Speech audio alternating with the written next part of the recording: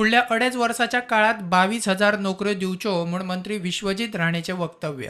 आता मुख्यमंत्री म्हणटा फुडल्या 2 वर्षात 2 लाख नोकऱ्यांच्यो संधी तयार जातल्यो. सरकारी नोकऱ्यांसयत खाजगी क्षेत्रातूय नोकऱ्यांच्यो संधी मुख्यमंत्री उलयला. गोयच्या बेकारीचेर उलयता आसतना गोंयांत कोणूच बेकार रावपाक शकना. तेजेन फक्त आनी फक्त गव्हर्नमेंट जॉब म्हणजेच नोकरी न्ही, तर आज इंडस्ट्री सेक्टर, टुरिझम सेक्टर आणि बाकीच्या सेक्टरात more than 2 lakhs jobs are available.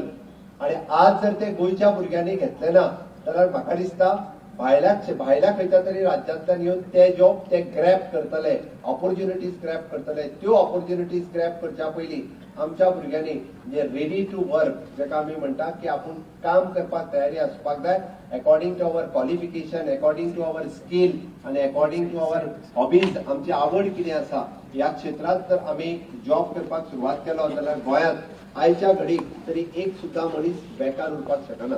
मजगती विश्वजिताच्या वक्तव्याविषयी तानावडेक विचारल्यार तो म्हणटा आपूण विश्वजिताकडे कितें आसा तें उलयता, सद्याक कांयच सांगपाक शकना. आमकां 3,000 फुडले 22,000 नोकरी समज अडेच वर्सान करूंक जाय. सरकाराची जबाबदारी म्हणटा तो.